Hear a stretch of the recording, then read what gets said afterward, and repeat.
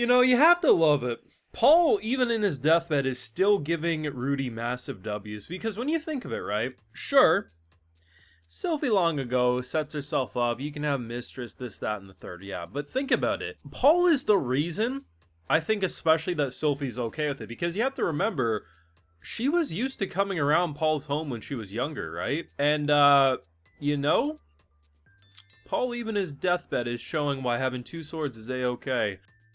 Brilliant. And to be honest, I'm not surprised the one who had the worst reaction was Norn. When you consider the fact that, like, I was expecting Spice, and honestly, had Rudy not lost his hand, I feel like she would have been salty a little longer than she was, but seeing that clearly Rudy did put up as much of a fight as he could, it made total sense, but it's pretty obvious, you know, she was with Sylphie this whole time, seeing Sylphie just worried and wonder if Rudy was going to be okay, and you had time to go sleep around and not only hurt your wife, but maybe that's why Dad's not here, you know? At the end of the day, her reaction was completely justified, the same way Sylphie's reaction was completely justified. And I think the only reason that Roxy being allowed to stay works is because Sylphie was the one who reached out. Had it been Rudy who just, like, immediately in that moment when she was about to leave, like, came rushing, you know, the dynamic would have just been to, like, Rudy showed humility there. At the end of the day, whether you agree with poly relationships or not, like, at the end of the day, you know, Sylphie,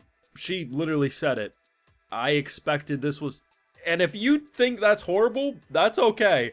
But at the end of the day, the Grey Rats, they're gonna stick their dick in any hole. Like, let's be honest. If they're down bad enough, an anthill's probably looking pleasant to them. The fact that Sylphie unironically is just looking at it as like he's gonna bring home strays, I think Sylphie just recognizes that she's the head bitch in this household, she's number one, and as long as order can stay, it's all gonna work out. And Rudy literally said at Paul's grave, "I'm just like you, Dad, I have two wives."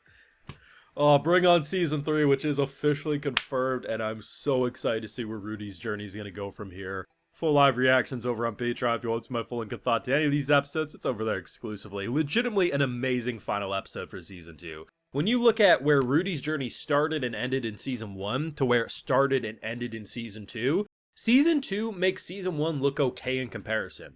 It is just such good development. Rudy legitimately has evolved as a character, and I love the idea that they extra add that emphasis on the birth of his child, because with that birth, he really is starting to feel like he is growing up. At the end of the day, he's even owning the mistakes towards, like, when he's talking at Paul's grave, that, you know, because I was hanging on to my previous life, I wasn't able to properly treat you as a father in this world, but now as I'm growing up and having kids of my own, like, he's really starting to understand what it is to grow up. And the whole thing about it is, like, whether you like Rudy or not on a personal level is irrelevant, because at the end of the day, it's a journey of pros and cons and good and bad that will happen throughout his life. And at the end of the day, we're watching a fake thing. It's not reality. We don't have to actually feel like we need to cancel Rudy because of these mistakes.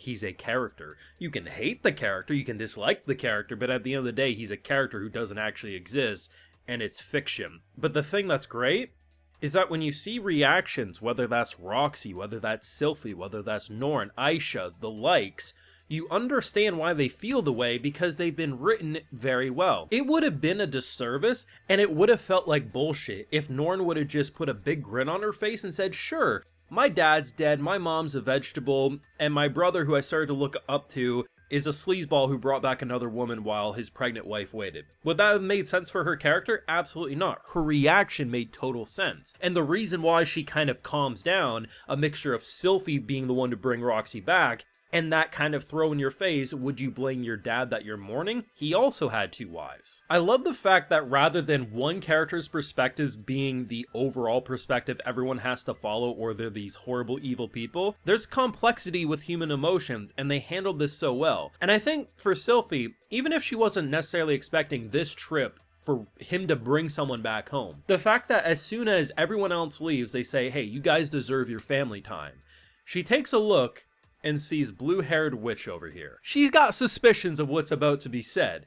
And I love the fact that one of the biggest reasons I think it's okay, not only just because she expected someday it was probably going to happen, it's the fact that for Rudy, he's constantly talks about Roxy, about how, from her point of view, she seemed like a goddess, like someone that Like, she could only begin to imagine what this woman meant to Rudy, and could she ever live up to those expectations or even match them? And then what does she see? She's just a normal girl who's in love with her husband, and because she's okay with poly relationships, she's like, girl, you go and be my nanny when I don't want to hold this baby. I don't even know how that works. Would she be considered stepmom? Probably. I don't know. It's weird, but it's gonna work out. And it's just great to see because, you know, Rudy rushes towards his home. When he's about to approach, he's thinking of Man God and how if he goes, he's going to regret it. And he starts thinking, he's like, okay, Paul's dead, but that's not regret, that's sadness. Because, you know, at the end of the day, Paul would have died either way if he went or not. Because Paul, prior to Rudy going and getting him,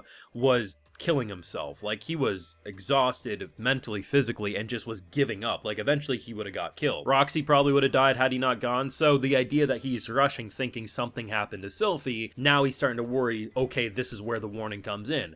But by the end of everything, you look at it and you say, okay, this might be the first time Rudy's going to fully believe that he shouldn't have, you know, switched his opinion. Because now, the next time he talks with the god, I mean, things were, yeah, did he lose a hand? Sure, he lost his hand. He gained a wife that he's always wanted. His family is as put together as it could have been. Sure, he regrets not moving out of the way himself so Paul didn't have to sacrifice himself, and that's a guilt he's gonna have to wear. But when you think of it objectively, Paul would have got himself killed had Rudy not gone there. Like, he was not in a good enough state to finish the mission himself. And without Rudy's help with the teleporters, who knows what would have happened. So at the end of the day, Rudy made the right decision. There's always going to be regrets in life. You're never going to be able to, you could have said, okay, I could have done this better, this. But all things considered, listening to Man God, he would have been in a shittier situation objectively from what Rudy wants as a person. I really think that. So the idea that he made it back home for the birth of his kid, his wife's okay with second wife. Hell, Roxy was even okay waiting till after the birth so it didn't feel disrespectful. You know, whether you like poly relationships or not, they're handling it as healthy as they could. The next time Man God says something, I really think Rudy's going to be fully like, fuck off. Because at the end of the day, he made the decision that was best beneficial for him, and one I don't think he's going to have to regret. The thing is a lot of his advice has actually benefited, or if he would have listened, would have been better for him. So it's really hard to say what the relationship's going to look like going forward, because I think everyone has always assumed Man God's had his own ulterior motives, but a lot of his advice has seemingly benefited or would have benefited Rudy. So I don't know where we go with that, but I'm very excited to see. But either way, this was a very pleasant ending. It went better than expected. Sure, it was pain that Paul died, and sure, it sucks that the mom is memoryless, though she did hold on to those gauntlets, so maybe there is a, like, even if she can't go back completely to normal, it does seem like there is elements of her still deep down inside. It's just, it's good. It's a fantastic stopping point and leaves you excited for Season 3, but in a way that you can easily wait as long as you need to for Season 3, which is officially confirmed. But anyway, let me know what you thought of this week's episode. Do you agree it was the perfect ending for Season 2, or do you got a different feeling? Let me know down below. Be sure to leave a like if you enjoyed, subscribe if you're new around here, of course, ring that bell, and like I mentioned, we got those full live reactions over on Patreon, and hey, while you're over there, I'll also give you a video shout out. Alright, so today we got Danny0119, Marion James E. Posada, Brian, Emil Edberg, Azov Montgomery, Mig021, Madlad, James Wright, Devin Mitchell, Tony X, and we also have Spectra. So I appreciate the support, everyone. Please take care, and you all have a good one.